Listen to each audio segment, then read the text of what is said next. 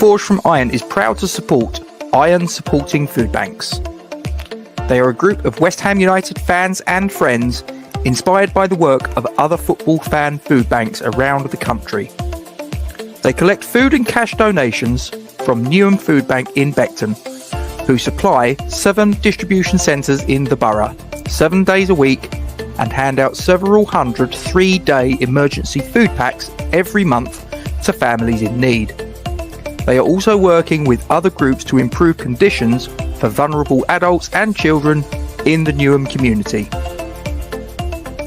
They are supported in their efforts by West Ham United Football Club, the WHU Foundation, LS185, London Legacy Development Corporation, Newham Council, the Met Police, Spire London East Hospital, Expedient Security, and a large number of West Ham and football fans.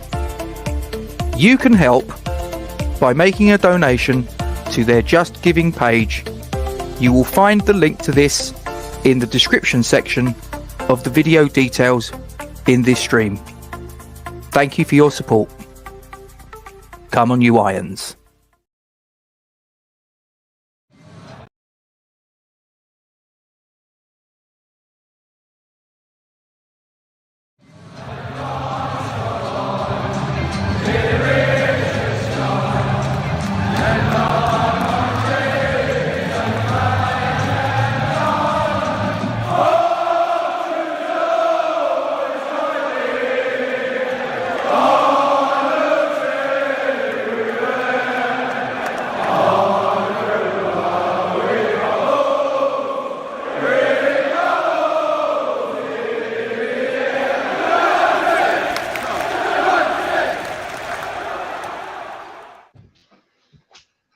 Good evening, and I hope you have all had a good Wednesday. My Wednesday's been pretty good, and I've got home at a reasonable time, which is always a winner. And I just thought I'd start a stream, just completely impromptu. I didn't plan on doing this morning. I just thought, stuff it. I haven't done one of these for a little while. Anyway, for those of you watching, please don't forget to like, comment on, and share the stream to your social media platforms. Subscribe to our YouTube channel if you haven't done so already, and make sure you hit that bell icon. You'll be notified of any new content we add to the channel. As always, we thank you very much indeed for your support. So we're here. This is just a little episode of Talk West Ham. I'm gonna need some audience participation here, guys. I want your opinions. I want your ideas. I want your feedback on anything that we're going to talk about here today. I decided to just do something a little bit different. I'm going to open up the One Football app, and I'm going to see what stories there are out there to talk about. And here it is. I've just refreshed this, and this. So we're going to talk about this story here, which is from the Football Today website, and I want your participation. I'll get the comments up in due course, guys. So please put the comments in, and we'll talk about this. I've got to be honest, this is not a player I know anything about. If there's anybody out there that has any knowledge of this guy, then please feel free to jump in. This is a gentleman by the name of Formose Mendy. He is a central defender, and he plays for the French team Amiens, if that's how it's pronounced. I don't know. My French is a little bit rusty. He broke through at Club Bruges before he joined the French team. He's Senegalese by birth, and it appears, if you believe this particular website, it's through The Athletic. So, you know, whether you think that's a good source or a bad source, everybody's got their own opinions. That's fine. But they're sort of making the point that this could be a player that is on the radar. And the headline says West Ham monitor Amiens defender Formose Mendy. So it seems to suggest that there's possibly a tentative interest, if nothing else. He's 6'3". He's already made his debut for Senegal, so he's an international player. According to the stats here that it goes on to say, he plays around 40.3 passes per game with an 84% pass accuracy. It's slightly worse than Kurt Zouma, it goes on to say, with 35.2 and an 86% pass accuracy. So yeah, I mean, as I say, he's 22 years of age. So, as I say, I don't know anything about this guy. So I'm not going to sit here and sort of give any opinions on whether I think that he's good, bad, or indifferent. I mean, the stats seem to suggest that he's decent enough, but we got to bear in mind this is not the Premier League that he's playing his trade in currently. But to be fair, until quite recently, Naya Fagerd didn't play his trade in the Premier League, and he's come over and he looks like a decent player. So I don't know. There might be some of you guys out there that have got a little bit more of an in-depth knowledge of League One than I've got, and you might be able to give an opinion or a more sort of like complete opinion on this guy than what I'm able to give. So I'm just going to jump into the live chat now and just see if any of you guys have got any opinions you've got on this gentleman. I mean, there's a few of you here just saying hello, and Epic's in, Moyes out. Yeah, like I say, he should have been gone after the Leicester game, mate. I'm not going to argue with you. Look, dressed quite smartly. Yeah, it's a collared shirt that I've worn for work today underneath my jumper sort of thing. We'll get into that as well, Cyber. So let's have a look. Cyber goes on to say, hopefully he's good like Diop was. Yeah, I was sad that he went, to be fair, although he wasn't getting a game, probably for his own career. He needed to move on, in fairness. Martin's in the building. Any fullbacks on the radar? Yeah, you're telling me. That's really the area. I mean, there's this story here that we're talking about, this guy, this Mendy guy from Amiens. I mean, he's a centre-back. I don't know whether he can play as a fullback. I mean, a bit like Kera, maybe.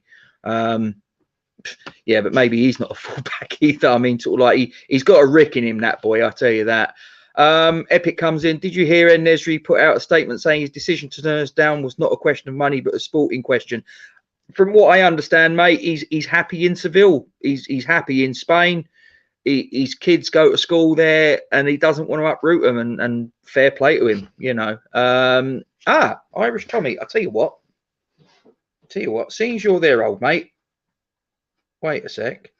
If you have got your phone about you, very shortly, you are going to receive a StreamYard link. As you have often done to me, I will send you a link. And if you are available, please feel free to hop on and we can just bat things around amongst us. And if you're not, then we won't. It's fine. No problem at all. Marcus, hope you're well, mate. As long as he's been looked at properly, could be a replacement for Dawson, then it's a maybe. Absolutely. As I say, I can't lie. I'm not going to try and sit here and say, oh yeah, this will be a fantastic player to go for. 22 years of age, Senegalese international experience in Ligue 1. He could be the next Franz Beckenbauer, or he could be another Thilo Kehrer. I've got no idea. Hope you're doing well, Rob. Sharky goes on to say, and Jones in there as well, hope you're well. Sharky goes on to say, we will need another centre-back if Dawson leaves. Well, put it this way, worst case scenario, he leaves this month. Best case scenario, he leaves in the summer. Either way, he's off. So we either need to deal with it now or in the summer. I've actually got a little idea, and I've actually put a couple of polls out there for people to get stuck into. Hi, Doug. Hope you're well. Doug from the Dugout Football Channel. Please, if you haven't done so already, give this guy a look. Give him a sub. Yeah, he's got allegiances to Liverpool. We're all West Ham fans, pretty much most of us here, but he's a really good guy, friend of the channel. So please give him your love, give him your support, give him a subscribe and hit the bell and all the rest of it. And check out his streams when he comes on. Yeah, I mean, I've got no idea on this guy. I was hoping that some of you guys might be able to give me a little bit of a steer on it. But I put out a couple of polls a little bit earlier on our Facebook page, on our Twitter page. And I've also sent it in a few of the WhatsApp West Ham fan groups that I'm party to. And I've just asked a really simple question. Now, obviously, Craig Dawson, as you guys have mentioned in the chat, is gonna be off at some point, if not this month, in the summer. And fair play, I haven't got a problem with that. We know that he's commuting to and from the north. I think he's from Rochdale originally, isn't he? So his family are probably still up in Rochdale. He's coming down. You know, it's a long old trot. I mean, I'll take my hat off to the guy. But and just dropping into the green room, here he is. I've got a +1 now. Look at this. How you doing, Tom? Good, You all Gatesy, good? mate. Good.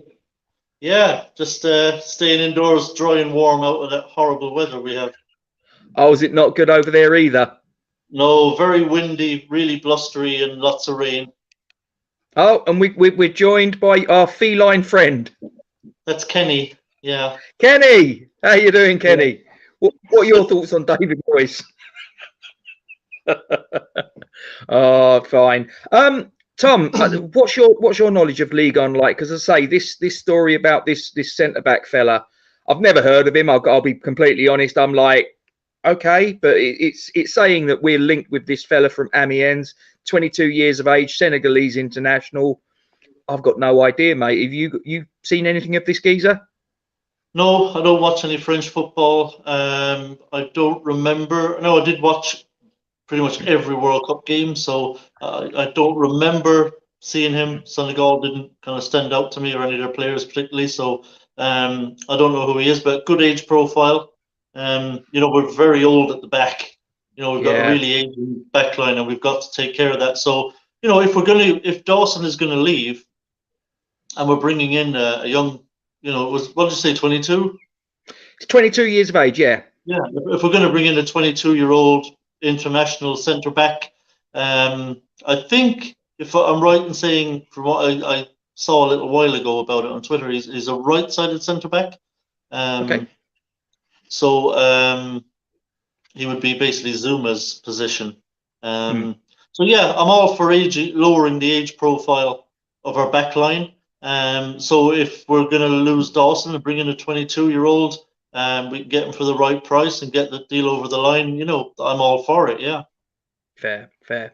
I was just. I mean, look, we're going to have to do this anyway, because Gatesy, sorry to jump across you, Gatesy, but you know, our situation in the summer is going to be great. I mean, look, Dawson's going to go. Oggie's not getting any younger. Kehrer has been really hot and cold. He started off really well, but last few games he's been poor. So we don't know if Kehrer is going to be up to scratch. So we're going to be in a situation where we're going to need centre backs and full backs. So if we can start getting some of that business done, you know, I'd be delighted if we got, you know, a young centre back and a really young, very good left back, for example, in this window. At least, you know, that's two pieces of the jigsaw, you know, ahead of the summer, because we are going to have to, again, we seem to always need centre backs every bloody summer for some reason. I don't. But we're going to be in the same boat this coming summer. We're going to need centre backs and we're going to need full backs. And so, you know, Moyes always complains about having to integrate so many players all at once. We'll go get some of them now and have them integrated between here and the end of the season. And then you've got less players to sign in the summer that need to be integrated. Or maybe bring a few players through from the 21s, but that's probably not going to happen. Not under Moyes. No, Moyes. Under Moyes, our academy is redundant. It must be so frustrating for the coaches that work for the 18s, for the 21s, to produce. And I had the opportunity to talk to a couple of them at a little players event that I went to in just December. I won't sort of say who I had this conversation with, but they were quite sort of upbeat about the sort of like the players that were coming through at that level, the 18s, the 21s. They were sort of saying there's some good, but there was very much the caveat that, but they need to be given an opportunity. And you, as you said it yourself, you're not entirely convinced that David Moyes will give them an opportunity unless they are like Declan Rice / Wayne Rooney type quality, and those are very rare. I'll tell you honestly, Gatesy, even at that, I don't think they'll get a chance. I don't think Moyes would have brought Rice through. It's just, thank God, Rice was already an established player in the first team before Moyes got here, because Moyes would not have brought him through into the team. I'm convinced of it. You've probably heard what Wayne Rooney said about him when he was coming through. He resisted mightily bringing Wayne. I mean, he had a wonder kid at the club. you know, a player that doesn't come around very often, you know, at any given academy. And he still didn't want to bring him in, didn't want to give him any game time, didn't want to play him. He was forced into doing it. And this is Wayne Rooney we're talking about. So if you're a youngster at West Ham, what chance have you got? And I think, you know, he hasn't brought a single youngster through in 3 years, David Moyes, not one. And, you know, like, as in, you know, it's become a kind of a regular debut. Yeah. He basically, what Moyes does is he uses them when he needs them. When he wants to rest everybody, he'll throw a youngster in. Like when we went away to FCSB final group game in the Conference League, that was him saying, we're home free, we finished top of the group already. I can rest everybody here, so I can play all these girls, and I can play Mubama and all this. I can bring in, you know, Ashby. He uses them for convenience. He never brings them in with a view to blooding them and bringing them through and developing them. And that's my worry. And I mean, the proof of the pudding really is when we went to Chelsea and we had one fit centre-back, which was Kurt Zouma. Everybody else was injured, and he wanted to play 3 at the centre-backs, and he still wouldn't play Elise. Yeah. He played Sofal and Cresswell as centre-backs, rather than play Elise in a back 3 when he had one centre-back. I mean, that tells you everything you need to know about Moyes. I mean, he's also the reason Ashby is leaving. Yeah. You know, he's the reason the other players have left. And I think he's the reason that Ben Johnson will throw his hat at it and say, I've got no chance here. I'm never going to be able to develop here and prove myself. And so Ben Johnson won't sign a new contract. He'll leave. You know, so I think Mark Noble has got to get a hold of this. I think Mark Noble has got to say, look, this is not good enough. Yeah. You know, especially it's not good enough. Through. He knows the terrain. I mean, what did you make? Because obviously Leeds got a draw against Cardiff in the Cup, and obviously the equaliser was scored by one formerly of the West Ham parish, Sonny Perkins. I mean, when that goal hit the back of the net, there must have been a part of you that was pleased for him, but then there must have been another part of you that was going, oh, geez, another one we've let go. Seriously? Yeah, it was. And you know, Sonny Perkins looks like he's got some talent. Now, how far that talent will go remains to be seen. But all we know right now is that we'll never find out at West Ham because Moyes just won't do it. And like I said, I think this is really annoying me, to be completely honest, really annoying me. Like, I'm really pissed off that we're losing a Harrison Ashby. Like, how has he not gotten a chance to prove himself? He's a very talented youngster. You know, and we keep giving professional contracts to these youngsters. You know, Ollie Scarl's got one recently. You really think at any point David Moyes is going to consider developing Ollie Scarls in the team? I mean, look what he's done to Ben Johnson, a very promising young right back, and he's flogged him from pillar to post. If you're a youngster coming through in any team, still learning your trade, trying to get some experience, and then as a young right back, you're being put in at right back, right wing back, right centre back, left wing back. How's a youngster supposed to become a great player in 5 positions? It's impossible. He's turned Ben Johnson into a utility player who's okay in a few positions. I mean, at this point of his career, Ben Johnson, it really should be Ben Johnson and Harrison Ashby are the 2 guys, and one of them is going to be the number 1, and the other one will be the understudy, you know, will be the backup. And those 2 should have been developing all along, and neither one of them have. And I don't blame Ben Johnson for not signing a contract. He needs, if I'm his agent, I'm saying you need to go somewhere where you're going to play a right back every week so that you can develop, because his development has been stunted. I mean, we talk about you know, we watch Ben Johnson when he does get thrown in, and we talk about his deficiencies. And of course he's got deficiencies. He hasn't had ample opportunity to develop as a right back. If he'd had that chance, he might be a much better player, both defensively and going forward. Maybe his crossing might be a lot better. You know, his decision making might be a lot better. He's got much more experience. And so I feel bad for all of our youngsters. And I think Mark Noble, as I said, Mark Noble has got to put a stop to this now, because right now, I mean, this Academy of Football moniker is becoming an embarrassment. Yeah, it's bullshit. We once could be very proud of the players that we were able to bring through and bring into the first team and develop. Ultimately, unfortunately, we would invariably lose them to other clubs. But at least we were bringing them through, we were developing them, we were getting our money for them in the long run. But that has completely stopped now. And Mark Noble has got to say, look, this is not happening. We're not going to spend, we're not going to spend all these years taking this youngster maybe from 10 years old or 12 years old, 14 years old, putting all that time and effort in on the training ground and in games at underage level, developing them, just so ultimately our manager can ignore even the best of them and give them no chance to develop. And there's no path now, right now, for any youth team player at this club into the first team. None. It's got to stop. Otherwise, you may as well just pack it all in. Get rid of the academy because it's pointless.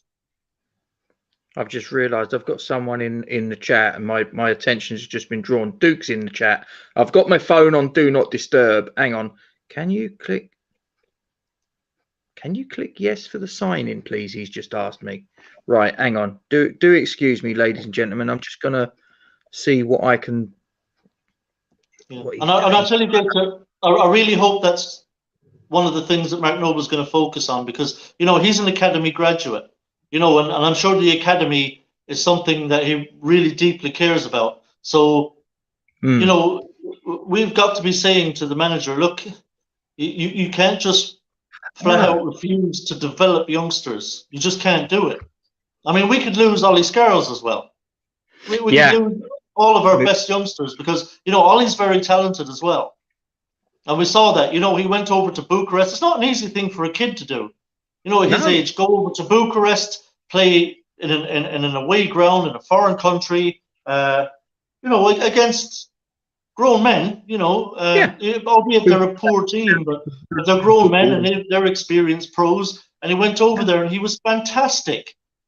I mean, that to me, if I'm the manager, I'm thinking, I'm bringing this kid through. This kid's got something. I'm going to start really having a look at this kid and taking a keen interest in him and looking to bring, especially on that side. Jesus, he can play left back, he can play left wing back, and it's like, well, that's an area we're deficient in. I mean, for Christ's sakes, Aaron Cresswell, he's not getting any younger. Emerson, not good enough. Masuaku, who's come back, not good enough.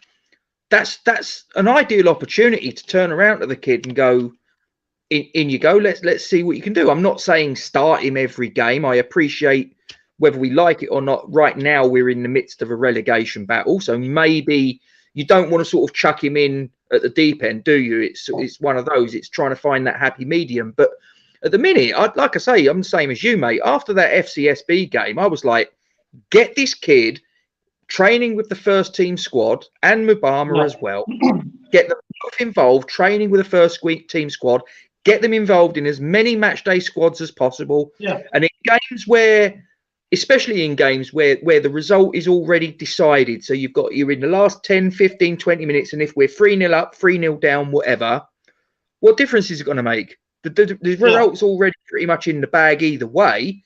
That's your opportunity to get them out there and say, listen, there's no pressure here. Go out there, do your stuff. And try and make an opportunity out of this. Get stuck in, and let's see what you can do. Yeah, I mean, after that game out in Bucharest, I mean, any manager worth his salt should have been looking at that and immediately fast-tracking Ollie Scarles and saying, right, we're going to start really working with you and bringing you through now, because we know Cresswell's not getting any younger. Emerson is not a great left back. And he's not especially young himself. And Ollie Scarles is a player that Moyes should have been looking at after that game, saying, okay, we're fast-tracking you now. We're going to really develop you. Like, we're going to really put a big effort in now to developing you. And as you say, getting him in there with the first team, getting him that experience, working with really good coaches there and improving him as quickly as possible, getting him game time wherever possible, reasonably possible, giving him that experience, and turning him into what he looks like he has the potential to be, which is a superb left back / wing back. Absolutely. You've got a bit of a supporter there in Duke. He's turning around and says he totally agrees with you. Ollie Scarles, Lewis Orford's another one. Divine Mubama. I mean, I don't know if you had an opportunity to. Have you seen the under-18s match that they played against Crystal Palace back end of last week? We won 4-0. I didn't see the game. I didn't see the game. No. Honestly, if you get a chance, go on the club website and have a look. We beat Palace 4-0. Opening goal was a free kick. Ollie Scarles. Wow. Yeah. He's got a little bit of something about him, and why he's not been more involved in the first team squad, I don't know. I mean, the reason is David Moyes. It has to be. I mean, you've got nine subs you can put on. You're telling me you can't put one youth to grade player on there, whether it's Scarles, whether it's Mubama, whether it's Swire, whether it's Lewis Orsford, whoever it is, you telling me you can't. One, each game. I mean, like you say, we proclaim we are the Academy of Football. So we should be trying to live up to that tag, in my opinion. So if we have at least one space on that bench of 9, I mean, he doesn't use the 5 subs that he's got. Let's face it. Most of the time he's making 2 subs, 3 subs, whatever. But he could put one youth grade player on the bench out of those 9 spaces available. And even if they don't come off the bench, just that experience of going to the ground with the team, on the coach, in the changing rooms, warming up, all of that experience stands them in such good stead for the future, and they're not involved. Yeah, it's crazy. And like I said, Mark Noble has got to put his foot down on this one, and let Moyes, well, look, Moyes might not even be the manager beyond this weekend, we don't know. But if Moyes is going to be here for the long term, Mark Noble has got to be telling him, you've got to start developing youngsters. You just have to. Like, obviously, most of them won't make the grade. We understand that. But there are some very talented youngsters. I mean, that under-18 team are ripping up at everyone at their grade. I mean, they're pissing all over that level. They really are. I mean, look at the table. They won again. Was it today or yesterday? They won again. And they're absolutely walking it at that level. They're pissing all over everybody. 21 started. They're starting to turn it round, but the 18s are absolutely just running away with it at the minute. I mean, Trodge makes the point exactly. He says, he gives lots of them debuts, but we said this earlier, Trodge. Tommy made the point. There's a world of difference between giving someone a debut, as a bit of a filler sort of thing, like Tommy said, the FCSB game, a little bit of padding, a little bit of filler. Stick out Ollie Scarles, stick out Divine Mubama. Oh, I'm not really expecting too much. They go out and they look absolutely sensational. Have we seen them on the pitch in any of the matches since? Moyes, like I said, Moyes isn't interested in developing these players and bringing them through. He just uses them when it's convenient for him to use them, like the FCSB game where he wanted to rest everybody, and so he chucked in a couple of youngsters into the game, and everyone's going, oh, isn't it great to see them all on the plane, going, they're going to get game time, they're going to play. Doesn't matter, because you won't see them again until the next time they happen to be convenient for David Moyes. Yeah. I mean, I think that he needs to, like I say, Mark Noble, I agree, because he's obviously trod that path of coming through academy grown player. He will have a vested interest in getting that sort of like progression, that pathway from youth grade teams into the first team. The problem is the current manager, in my opinion, and I'm sure you agree with this, he is a block on that. And I kind of get it in that, if he thinks that, well, I might be sacked next week, which actually may well be the case in this particular instance. So I don't want to put my trust in a 16, 17, 18-year-old kid. But then again, you're putting your trust in a 29, 30, 31, 32-year-old, and you're getting let down by them anyway, Mr. Moyes. So really, I mean, he keeps putting his trust in Cresswell, who's hit the wall. He's past it. This season is a season too far for Cresswell. Last season was stretching it with Cresswell, to be honest. So he keeps playing him, keeps playing Souček, who's been dog shit all season. Kept playing Bowen at the first kind of number of games this season, who was being absolute dog shit. keeps playing Antonio, bringing him off the bench, who right now offers basically nothing off the bench. So he's happy to play players who aren't offering a fucking thing, as long as he likes the player. So, and it's not like it's just this season because we're under pressure in the table. I mean, he's been like this the whole time. No matter how things have been going, he's never given anyone a chance. Frankly, because look, I'm very fond of our academy. It's a big thing to me, Gatesy. Our academy has a fabulous history, and it's an academy that we've always been very proud of. And some of the players we've produced over the year out of that academy have been just sensational. And I don't want to see that come to an end. I don't want to see our best young talents deciding that they have to go somewhere else to develop because our manager's not interested in doing it. We can't have it. And frankly, any manager that is unwilling to do it, I tell him, right, pack your fucking bags. We are the Academy of Football. It's important. It means something to us to develop these players, West Ham lads, and bring them through into the first team because we have a great history of it. And we're not just going to have some manager decide that he's going to bring that to an end. Any manager doesn't want to develop players at West Ham, youngsters, who either won't or can't, shouldn't be here. I agree. I mean, whoever comes in as a manager for me, when David Sullivan or whoever is in charge at the club is showing the manager around and giving them the spiel sort of thing, the one thing they need to impress upon them at the stadium, at Rush Green, when they see the Academy of Football, when they see the honour roll of all of the players that have come through from the youth grade teams and have played first team football, and going right back to the likes of Bobby Moore, Jeff Hurst, Martin Peters, Trevor Brooking, Frank Lampard, all of those players that came through, David Sullivan or whoever is in charge of the club at that time needs to be turning around to that manager and saying, this is part of what you've got to live up to. This is part of the history and the legacy of the club. Yes, we want you to get results on the pitch. Yes, we want you to be successful.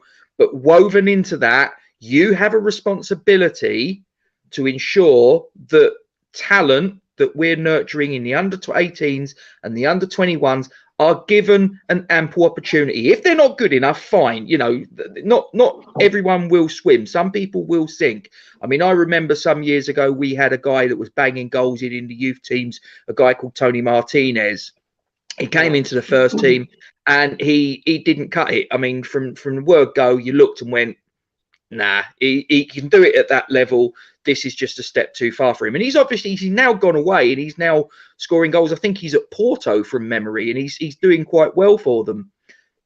Sometimes people sort of hit the sort of like the track a little bit later on, and it's fine, no problem at all. But I don't understand why that wasn't part of the spiel when David Moyes walked in. And if it was, then it clearly hasn't resonated with him. It clearly isn't happening. No, but like I said, hopefully Mark Noble will put a stop to this nonsense. Fingers crossed. Marcus made a point a little bit earlier. I'm going to sort of go back to this. He makes the point, is the Stoke defender Suter being mentioned on the One Football app? Funnily enough, you mentioned that, Marcus. Harry Suter was mentioned. Just looking here on a story, Tommy, just to sort of get your take on this, and guys in the live chat, please get involved. This is the Stoke City defender, Harry Suter. Now, he was at the World Cup with Australia. And according to this, he's 24 years of age, and this story claims that David Moyes is a big admirer of him. Now, we'll see what happens there, but it goes on. It says any deal could be worth up to 25 million. Well, whether we've got 25 million pounds to spend on a centre back's another matter. But if it's a replacement for Craig Dawson, Tommy, again, is this a player you saw at the World Cup, or have you seen him play for Stoke in the Championship? And if so, do you think this would be a good fit, perhaps? Yeah, I haven't seen him play for Stoke, but I did watch all the games of the World Cup, and I do remember him. He stood out for me playing for Australia. I thought he looked a really, really good centre back. I was impressed with him, and he's a giant as well. He's like 6'7" or something crazy like that. Yeah, he's a big boy. That's the right. I've got the right guy, right? He's a really, really tall fella, right? Hang on, I'll tell you exactly how tall he is. If you just carry on talking, Tom, I'm gonna. Yeah, yeah. I was really impressed with him at the World Cup. Obviously, the fact he's playing with Stoke, he's a player that we can go and get. No, he's not worth 25 million. He's unproven at the top level. 6'6". 6'6". Yeah, a real big lad. He's from Aberdeen originally. Level, but I think the key word here is up to 25 million, right? So we wouldn't be paying that for him. No chance. Nobody's going to pay that for him.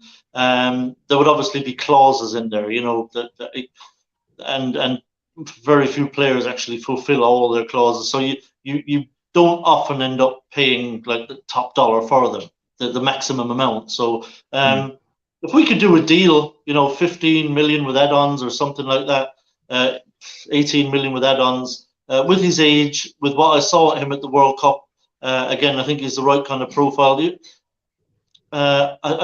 I recall correctly, I think he was kind of surprisingly good with the ball at his feet.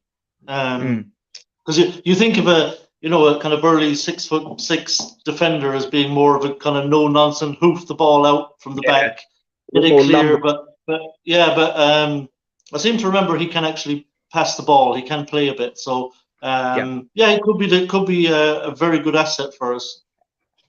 Let's just have a little look, see what other people think in the live chat. I'm just going to wind down. Kent Hammers says he's a good player, head it, kick it type defender. I mean, well, let's put it this way. That's probably a description as well for Craig Dawson, and he's done well for us, Kent. And to be fair, there's a place for that type of defender. Yeah, very underrated. Oh yeah, but like, no, don't get it twisted. Like that's not all he is. I mean, he is big and he is strong, and he is physical. He'll do the hard stuff like Craig Dawson, but you know, he can pass the ball as well. He's not useless with his feet either. You know, so he can pass. You know, he can carry the ball out from the back when he has the space to do so. He's capable of that, no problem. Yeah. Rob's just asking, he's just come back from a bad injury. I've got no idea on that, to be honest with you, Rob. If he has, then you know more than I do. But yeah, well, I mean, what do you mean? What does it mean? Just come back? He played in the World Cup. If it was a bad injury, it didn't happen at. It was a bad injury. It didn't happen at the World Cup because he's playing for Stoke. No. Yeah. So, just have a little look here. Neil from Down Under. Mark Schwarzer says he would be an ideal addition at West Ham. That is this story on the One Football app, actually, Neil. It's a story. Well, look, I mean, Mark Schwarzer is Australian. He's probably. Yeah. I'm not surprised he's going to big him up no matter what. I think he's going to try and help out his compatriot, maybe get a dream move to a Premier League club. But maybe. But in this instance, I happen to agree. I think he would be a good signing. Yeah. Dean thinks he's a bit clumsy and likely to get booked. Well, he'll be right at home at West Ham then, let's face it. He said he looks a bit clumsy. Don't get it. See, this is to get pigeonholed. A big guy, you know, really tall, burly, not afraid to get stuck in, and people say, "Oh, he's probably clumsy." No, he's all right. He's a good player. Well, Trodge seems to rate him. He says he's better than the others we've been linked with. Just play the money for Milenkovic, though. So he still thinks that maybe Milenkovic might be an option. Yeah, we get linked with Milenkovic every window and nothing happens. Yeah. So I'm just ignoring all Milenkovic talk at this point. Yeah. Here's one for you, and this isn't a story that's out there. This is purely this happened in my head, and as I said just before you came on, I got obviously sidetracked. I've put this out on the Facebook, the Force from Iron Facebook page, Force from Iron Twitter feed, and this is purely me asking a question, putting something forwards. Craig Dawson to Wolves, right? Just suppose we turn that to our advantage by turning around to Wolves and saying, we'll let you have Craig Dawson, but as well as Craig Dawson, we'll give you a few bob on top and we'll take Max Kilman off your hands. What do you think? Yeah, I'd be all over that. Yeah. I'd be all over it. Yeah, if that was something that could be done. I mean, I don't know if we're interested in Kilman, but yeah, first of all, I don't think they sell him. But yeah, I like Kilman. Really, really good player. But they want Antonio as well, don't they? So, you know, there you go, mate. Yeah, I mean, we could. Antonio, we're talking 8 to 10 million, somewhere in that ballpark, that we could command. Do you think we get as much as that? I think we could absolutely command 8 million. 8 million's not. It's Premier League. Yeah, 8. Yeah, I think 10 might be pushing it. Yeah. Well, that's the job. It's the club's job. Push it. True. They might say, "Go on, then. Yeah, we'll do 10." You don't know. Like 10 million is 10 million in Premier League terms now is almost. Yeah, 10 million now in Premier League terms is like back of the couch money, right? It's yeah. Pull that out the back of the couch. So yeah, if we could send on, they'd be doing us. Let's be honest, they'd be doing us a favour taking Antonio at this point. So yeah, if we could send on Dawes and Antonio and get Kilman in, yeah, that'd be nice. Fair. As I say, it was just a little one that popped into my head. I thought, hang on, if Dawson's going to Wolves, is there any player there that maybe we could sort of take? Because I looked into sort of Kilman, and it's like, well, he's a young lad, sort of in compared to Craig Dawson. He's like 25, but he's played 5 seasons of Premier League football, so he's got plenty of experience under his belt. He played futsal internationally for England, so you know he's very good, sort of technically, if you will, to be able to play in international futsal. And he's come through the ranks, because he started his first pro club was actually just down the road from me, Welling United. He then went to Maidenhead, and then that's where Wolves picked him up. Yeah. And I'm like, yeah, I mean he's left-footed as well, so I mean left-footed centre backs are at a premium, and he can also play at left back as well. So I was like, I wonder if we might be able to do something. And like you say, sort of weave, maybe if they do want Antonio and Dawson, sort of like, okay, Antonio, Dawson, plus a couple of quid, because obviously because he's on contract until 2026, I think I read, with an option for an extra year. So we'd obviously have to stump up a bit of wedge to get it done, but I'm fairly sure that there could be something. And plus the other thing we have to remember here is the homegrown players allocation. You have to have 8, and we've got 8. So if we get rid of Dawson and Antonio, we're kind of stuck having to. I think we have 1 allocation left for a foreign player. Or a player not developed, you know, in an English academy. So if we get rid of Dawson and Antonio we have to bring in a homegrown player. We have to by Premier League rules. So yeah, we could replace one of them with a non-homegrown player. Actually, we can't, because we were only at 8. So if we get rid of 2, we're down to 6. Yep. So we have to, if we get rid of Antonio and Dawson, both players coming the other way have to be homegrown. And if Kilman is homegrown, then you know that obviously solves that issue. Yeah, no, I think he'd be a good one. Whether it could happen, I don't know. But as I say, it was just something that popped into my head. I've got several polls that are out there on our platforms, and at the minute, the overwhelming majority, last I looked, was like, yeah, that we'd be all over. But Hammerhead says the only player he'd be interested in, Hwan Hee-chan, which is someone that Duke bangs on about quite regularly. Well, what do you make of him? Would he be someone that would appeal? Yeah, I think actually he's a very good player, but I don't think he's getting in the side at the moment this season. He is a very good player. There's no doubting that. He's a very good player. Now, like I said, we have 1 space available for a foreign player. So if you're to bring him in, that's it. Anyone else who comes in has to be homegrown. So that would be your 1. So if we're after this lad from MENs, or if we want to sign Suter, that would be completely off the cards for someone like Chan. With Harry Suter, though. Sorry, Australian.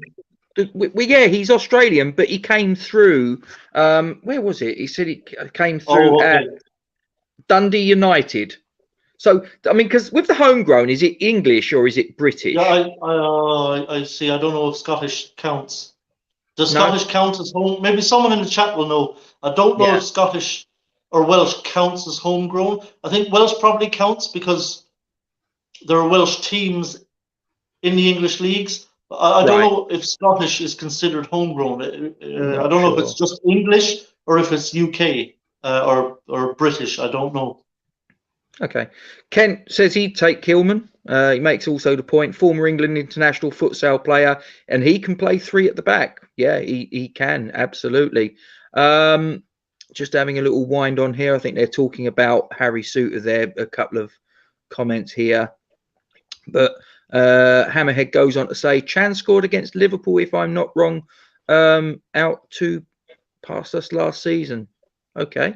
I can't remember. I mean, it was... Oh, no, he's a very good player. He's a very good player, yeah. Yeah, no, fair enough. Fair. So, okay, last little one. You okay for time, Tom? I've got to have a few minutes, I think. All right, last one then we'll get stuck into. West Ham interest in West Ham boss Carlos Corberán emerges. Have you heard this one? The West Brom manager, yeah. This is new to me. I came across it on Twitter just a little while ago.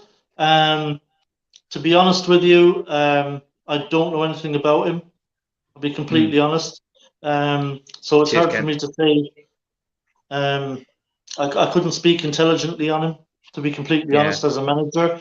But I think it said we were looking at potentially getting him in the end of the season, and I was like, I don't know what that's about. But yeah, if Moyes goes and he comes in, fine. I can't say either way if it's a good call or a bad call. But look, I suppose, with any manager you bring in, there's always an element of risk, right? Whether it will work out or it won't. There's no surefire thing, right? So if that's someone we've identified and we feel that he can get the job done and produce it, then okay. He doesn't have a name as such, not like Pochettino or Tuchel or any of them, but they're not always the be all and end all either. Sometimes you get in a manager and does surprisingly well and does a great job. You just never know. Yeah. So look, if that's what they want to go for, I can't speak for or against him, to be completely honest, Gatesy. Yeah, no, he was a goalkeeper when he played for Valencia B. But as far as his managerials, he's been in management since the 2016 season, and he's managed in Cyprus, he's managed in Greece, he also has managed in England prior to his current spell at West Bromwich Albion. He actually managed at Huddersfield Town, but that didn't go too well because he got the job on the 23rd of July 2020. He was relieved of his duties on the 7th of July 2022. Well, I say it didn't go that well. 37.25% win ratio.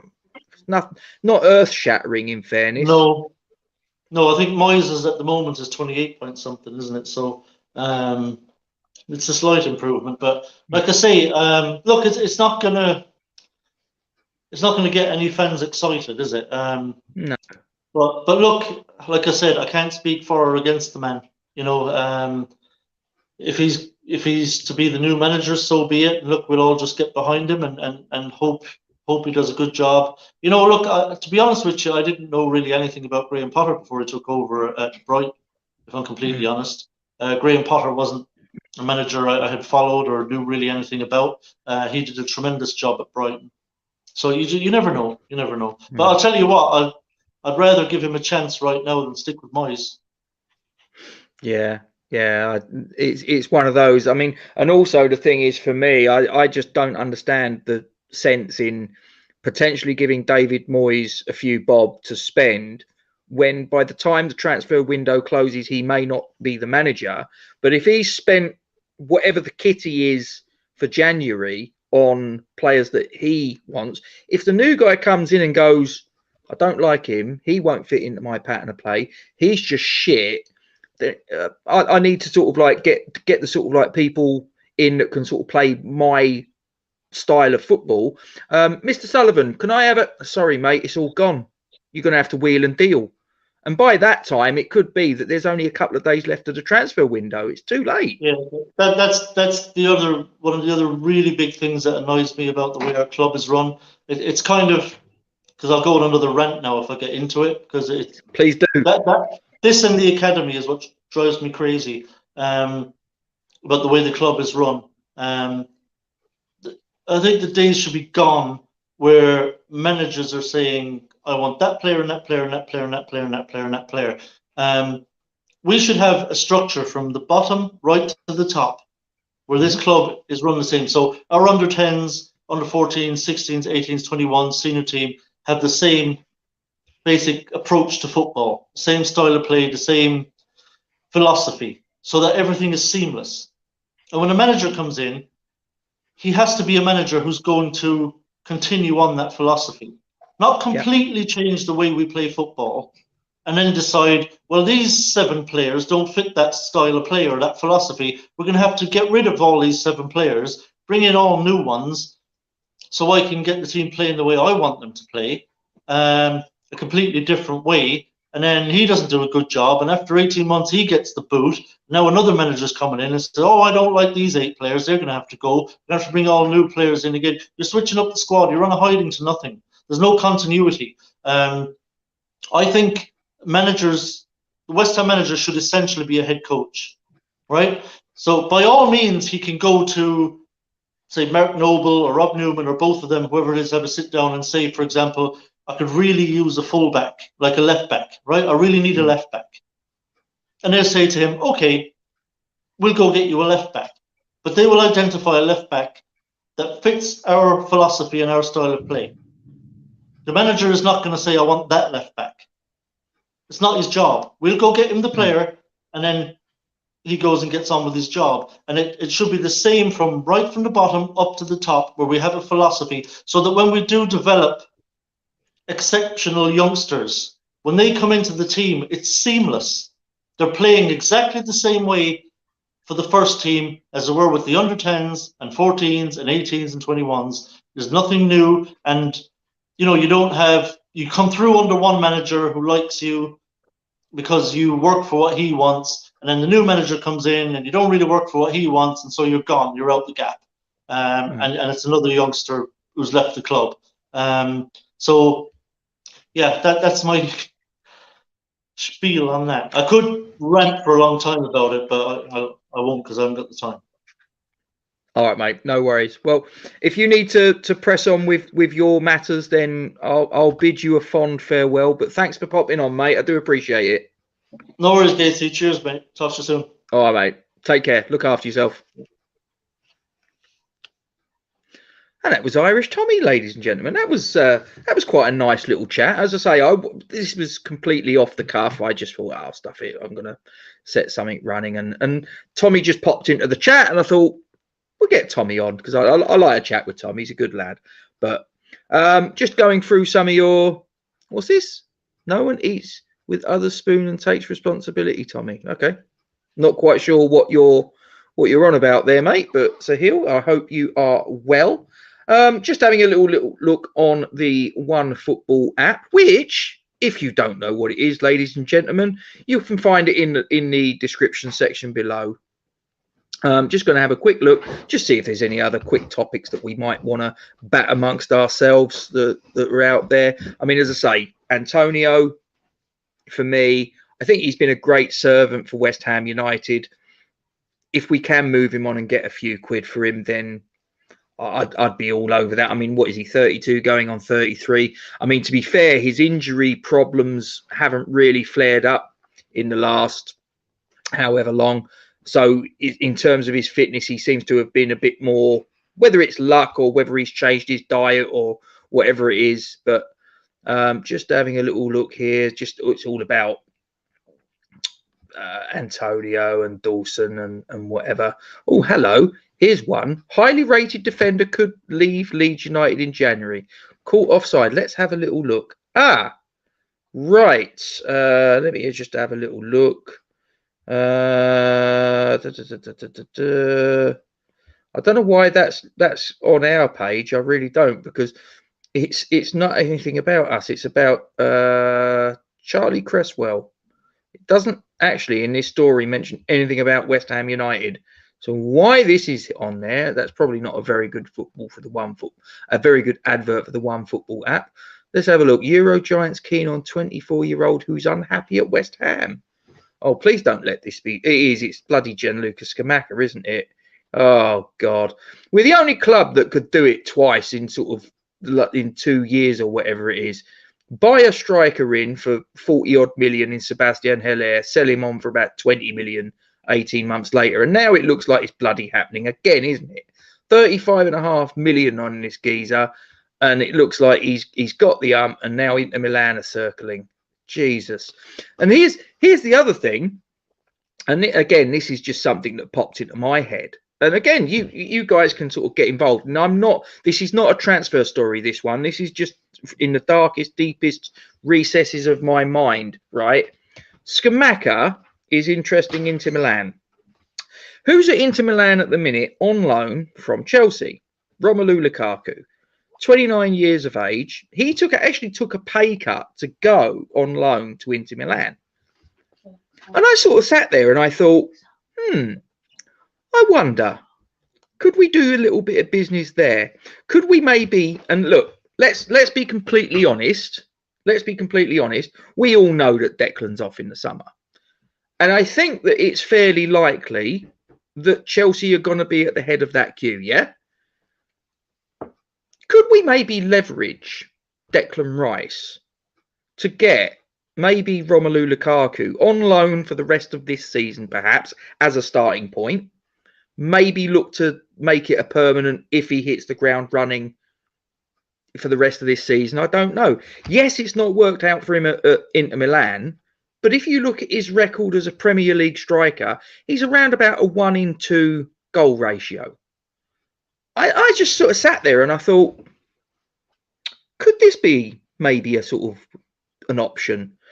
You know, let me know. I mean, Hammerhead's gone straight in. Lukaku is rubbish. I don't think he is, mate. I don't think he is. I think he's had a bit of a hard time of it. But I mean, he's 29 years of age. He's still got a little bit in the tank, I believe. As I say, it's not worked out for him at Inter Milan. I'm hearing that they want to terminate the loan arrangement. I don't know if Chelsea will acquiesce to that request. Maybe they will, maybe they won't. Who knows? But I just sort of sat there and I thought, if Declan Rice is leaving in the summer and Chelsea, he's a Chelsea fan, and Chelsea are going to realistically be one of the clubs that can afford him and that he would want to go to. So could there be a little bit of movement there? Could there be a little bit of movement there? Dean's saying no. Didn't I see him at the World Cup? Yeah, I saw him. Yeah, he had the little strop at the oh, what was it? The sort of like the shed, not the shed. What do they fucking call it? Anyway, he had the didn't he? And he gave something a clump. Kent comes in. I wouldn't be at all surprised at the end of the season Scamacca wants to leave. Yeah, I do as well, mate. I mean, I look at it and I'm just like, how is it the same club? I mean, all right, you know, all right. To be fair to David Moyes, he didn't sign Sebastian Haller, but he never, from my point of view, never tried to utilize a system that maximized his strengths, minimized his weaknesses, and just went, you're off down the road. Okay, it happens, fine, move on. But then that same manager, we're led to believe, has sanctioned this signing or wanted to get in whatever, gets Scamacca in, pays nearly 36 million quid worth of money, which for us is a lot of dough, right? It might not be a lot of dough for teams like Real Madrid or Chelsea or Man City or whatever. That is a lot of dough for us. We can't afford to spend £36 million just short in a transfer fee, plus all of the other add-ons like his wages and all of the rest of it, and then a year, 18 months later, lose 15 million on the deal or whatever it's going to be. I mean, why? Why is it always us? Why is it always us that are doing the bad business and selling players on at a loss and not not making the best out of him. I mean, I look at Scamacca and I think he's got all of the tools to succeed. He just needs to be played in a system that works to his strengths, and we're not. Why have we spent £35.5 million on a player and we're not getting the best out of him? We're putting a square peg into a round hole. So there you go. Let me just have a little look. Lukaku will have fans on his back. Maybe. Agree with Hammerhead. Don't fancy Lukaku at West Ham. Lukaku is a very good striker, says the heel. So I'll get a little bit of support. Tommy's back in the chat. He says, don't think I could handle watching Lukaku hit the post from 3 yards.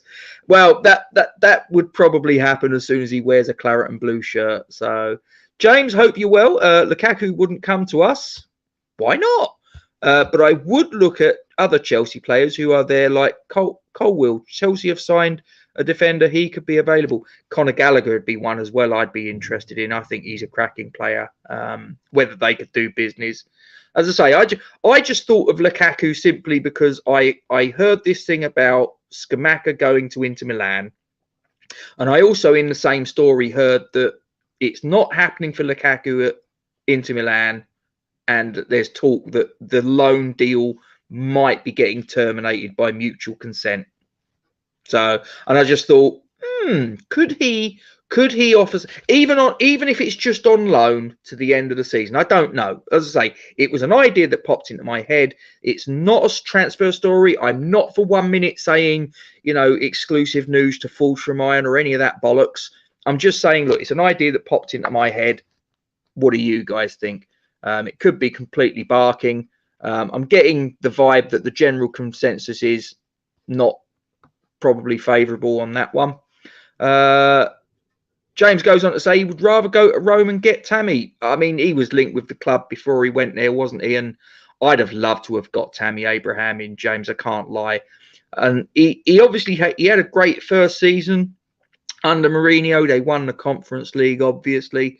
I don't know so much how he's getting on this season. I don't think they're sort of pulling up any trees, Roma, but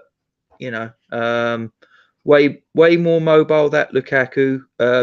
Not sure all these players are allowed to go out on loan. No, I don't know, mate. As I say, I'm just a supporter. I'm not an in the know. I just get these little ideas that pop into my head, and I'm sharing them with you guys, and you're going to come back at me and say great idea or bad idea. So it's just the way it works. Are people forgetting how bad Lukaku was at Manchester United? His first season, he was all right. It was the second season it started to go a little bit pear-shaped. James asked the question, would you swap Scamacca for Tammy Abraham? Oh, right. I'll be honest with you, mate. It's a close run thing. I mean, for me, I don't think that Scamacca has had what I believe to be an adequate chance to show what he can do. Again, I just think that you need to play someone. I mean, look, Scamacca was signed on the basis of what he offered for Sassuolo and for the Italian national team. They played in a certain fashion. Usually it was as a 4-3-3. We've brought him in, having seen him being utilised in mainly a 4-3-3 where he shined, and we then played him in a 4-2-3-1. Now, I know some people would make the argument that, well, he's a professional footballer, he should be able to cope with whatever system he's put in, which to an extent I do agree. But at the same time, if you've seen him shine in a 4-2-3-1, you've seen him shine in a 4-3-3 formation, which is what's prompted you to spend £35.5 million on getting him through the door. You start playing him in a 4-2-3-1, and you can see, and everybody could see, he's not quite doing it. Well, then play him in a 4-3-3. Then it's not rocket science. Would I swap him for Tammy Abraham? Ask me at the end of the season. Ask me at the end of the season. At the minute, I think that we have to try and make it work, mate. We've spent too much money on the geezer, and this is the second time we've spent big money on a striker. We can't be affording to do it a second time where we've brought someone in for that sort of dough and we're waving them off down the road, in very short order. Knowing West Ham, Carlton Cole will get a phone call. Yeah, probably Jeff Hurst as well. He might get a phone call. Scamacca is twice the player that Abraham is. That very good to hear. If we, as I say, if David Moyes could just set up in a formation that gets the very best out of all of the players, but especially players like Scamacca, Paquetá, Rice, if you can get everybody else around, because they're the three jewels in the crown. You've got your captain, who is obviously an England international, homegrown player, absolutely tearing it up. You've got a 50-odd million pound Brazilian. You've got a 36 million pound Italian number 9. So, and all three of them, like I say, all three of them have shined in the 4-3-3 formation. And it's only been recently that Moyes has cottoned on and he started sort of, oh, let's try and see if we can go a 4-3-3. And it's like, yeah, maybe that's a good idea. Welcome to the party, Mr. Moyes. Scamacca needs to be more patient and wait out the manager. Moyes will be off soon. The only worry with that, mate, is if the new manager comes in and doesn't like the look of Scamacca, it's another Sebastian Haller situation. Pellegrini brought in Haller. He was off down the road. In comes Moyes. Don't fancy you, mate. See you later. I agree, Hammerhead. I think the manager isn't getting the best from Scamacca, and that's exactly where I'm at, mate. I mean, look, let's say if at the end of the season, Scamacca's been played in a 4-3-3, and he still doesn't look like he's getting to grips with the Premier League, and you ask me that question again, Scamacca or Abraham, I think I would probably go towards Abraham at that point. But I think right now I'm going to keep my faith in Scamacca. I think he's got more to show. He has got more to show, but he needs the manager to form the team around him and get the very best out of him. That's just my opinion. Hammerhead goes on to say 100%. Some of the goals Scamacca scored before coming to us were amazing, and we've seen glimpses of most of his goals this season. They've all been peaches, and he just needs more support and a better manager. I do not disagree. Do not disagree. And Sahil says Scamacca is a young man. He hasn't started yet. Yeah, exactly. I mean, he's what, 23? Something like that. Yeah, some players don't settle, Trodge. It might be nothing to do with West Ham. That is correct. But like I say, I do think that Moyes is putting square pegs in round holes. But did Moyes bring in Scamacca? Asks Hodgie. Controversial, provocative. But he might be onto something. No, I think that Moyes, that was a Moyes signing. I do believe that Scamacca was a Moyes signing. Trodge says Scamacca's got 2 assists in 65 games though in Serie A. Yeah, but let's be honest. If you're a number 9, are you judged on assists more than you're judged on goals? I know that the narrative has, in the last however many years, has switched, and now assists is part of the deal, but I dare say if you are sort of goal scorers through the years, from Jimmy Greaves through to players like Gary Lineker, through to players like Alan Shearer, how many assists did you get in your career? Don't really give a shit. I scored, 200 odd goals, whatever.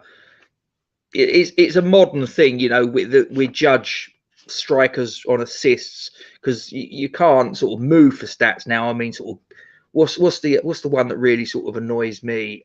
Expected goals. Do any of you guys sit there and see that stat come up? Expected goals. We expected this team to score 2.64 goals in this match. Well, for starters, what's 0.64 of a goal? I've never heard of such a thing. Okay, so 2.64 goals. So let's round it up and say, oh, they was expected to score 3 goals in that match. Okay, fine. I can get my head round that one. How many did they score? None. It was a bit fucking irrelevant then, isn't it? Anyway, Neil from Down Under. If you want to get Scamacca playing well, play a 4-3-3. Thank you. Another one with a midfield 3 of Paquetá, Rice and Fornals, with Rice holding back, and then a front 3 of Ben Rama, Scamacca, Bowen. Boom. That's exactly where I'm at, Neil. That's exactly where I'm at. Why we haven't been doing it until fairly recently is beyond me. Trodge. I think Scamacca needs to show more aggression and use his body better. He reminds me too much of Haller. Yeah, I mean, like I say, I'm not necessarily disagreeing with you, but the one concern is he does remind me of Haller in the way that it's going. He doesn't look happy. He doesn't look like he's quite content with what's going on around him. And I do worry that it's going to be another situation where maybe in the summer, maybe in the January transfer window next season, that he's off ski and we're waving him off for, say, oh, we got 17 million quid for him. We paid 35.5 million for him back in the summer of 2022. What the hell's that all about? Don't hold your breath waiting for Moyes to do that, though. I won't, mate. I've been waiting a very, very long time. Right.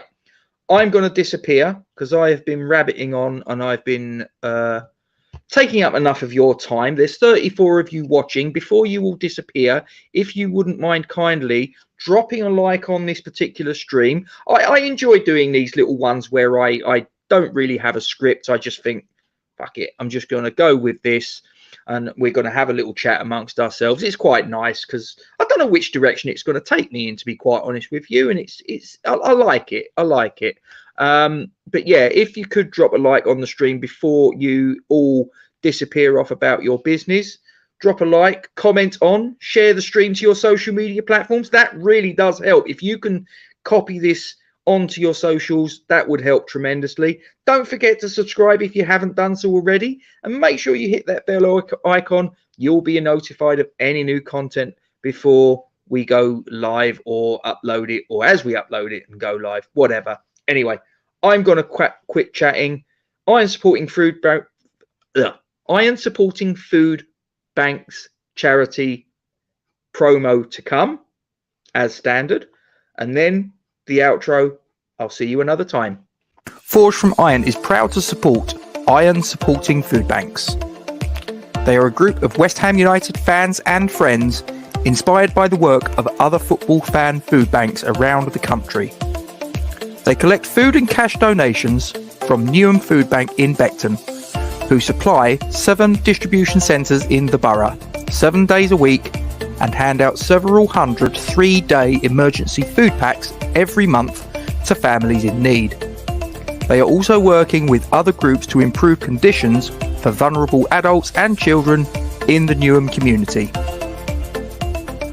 They are supported in their efforts by West Ham United Football Club, the WHU Foundation, LS185, London Legacy Development Corporation, Newham Council, the Met Police, Spire London East Hospital, Expedient Security, and a large number of West Ham and football fans.